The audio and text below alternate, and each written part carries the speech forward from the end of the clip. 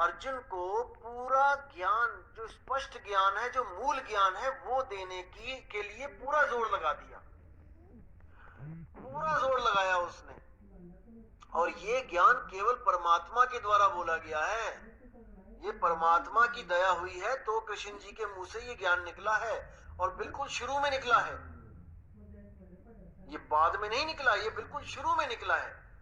कैसे? जैसे धर्मदास को कबीर साहब ने बताया, बिल्कुल शुरू में मूल ज्ञान समझाया, लेकिन मूल ज्ञान उसको 100 बार समझाया, 100 बार, फिर भी धर्मदास की बुद्धि उसको कैच नहीं कर पाई।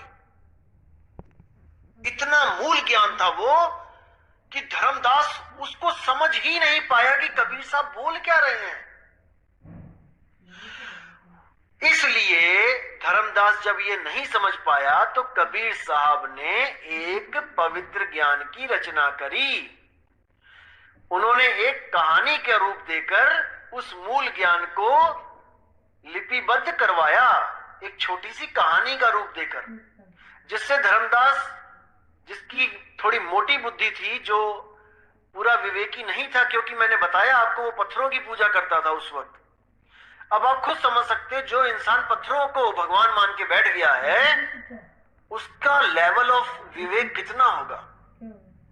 आज आप अपने आप को ज्ञानी समझते हो, आप समझते हो कि हाँ हम पत्थर पूजा नहीं करते हैं, वो पत्थरों में जान नहीं होती है, पत्थरों में भगवान नहीं होता। सोचो कि आप से भी लेवल डाउन था धर्मदास का उस वक्त।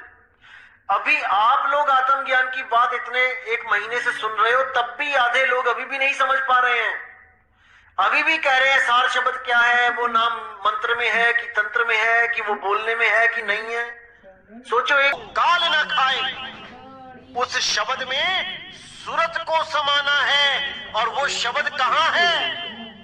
क्या वो इस देही में है? क्या वो आज्ञा चक्कर पे है? क्या वो सहस्रार चक्कर पे है? क्या वो कंठ चक्कर पे है? क्या वो हृदय चक्कर में है, या नाभि या मूल द्वार में है? नहीं मेरे भाई, नहीं, वो विदेही है, वो देही में नहीं है। इस देही में नहीं उलझना है। ये देही तो एक किराए का कमरा है, एक जेल खाना है, जिसमें आप और हम आके फंस गए हैं।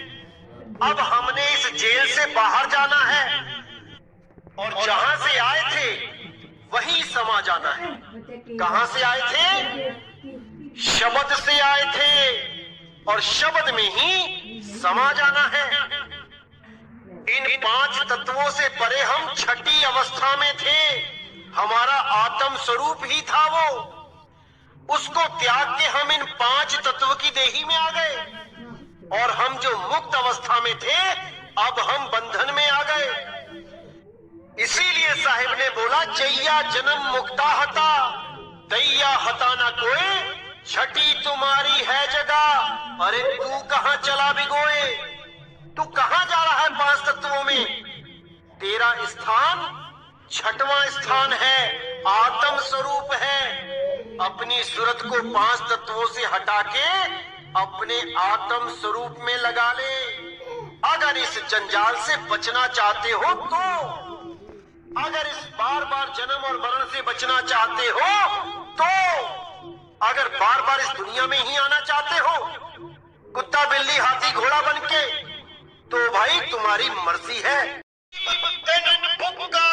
काल है, फांसी दे ही अड़ाए, मारत है मैदान में, छल बल बहुत बनाए। यानी ये कनपुक्के गुरु जो कान में फूंक मार के जीवों को भरमाते हैं, कहते हैं मैंने तुम्हें शब्द दे दिया, यही शब्द है जो बोलने में, लिखने में, पढ़ने में नहीं आता। ऐसे भोले जीवों को भरम में डाल के लट 84 में पीसना पिसवाते हैं। खुद तो 84 में जाते ही हैं, चेलों को भी 84 में ले जाते हैं। शब्द गुरु के नाम से नफरत करवाते हैं, और अपनी देह की पूजा करवाते हैं। ऐसे गुरुओं को ही कन फुक्का बोला गया है, जो कान में फूंक मार के भरमा देते हैं। तो कहते हैं गरीब कनपुक का गुरु काल है, गुरु का धर्या स्वरूप या में मीन ना मेघ है, जैसा सिंबल रूख ये कनपुक के गुरु ही काल है। किसी और काल को ढूंढने की जरूरत नहीं पड़ेगी। इन कनपुक के गुरुओं से कान में फूंक मरवा लो तो यही काल का रूप बन जाते हैं, जीवों को ढक 84 में लेके जाते हैं। ऐसे गुरुओं से सावधान रहना है मेरे भाइयों, सावधान रहना है, सावधान रहना है मेरे भाइयों, सावधान रहना है। तो आगे कहते हैं कनपुक का गुरु काल है, आए भेष बनाए तन पर 12 तिलक है, सब जग गया बताए। गरीब कनपुक का गुरु कान में मारी फूक बिटप, जैसे फूटी नाव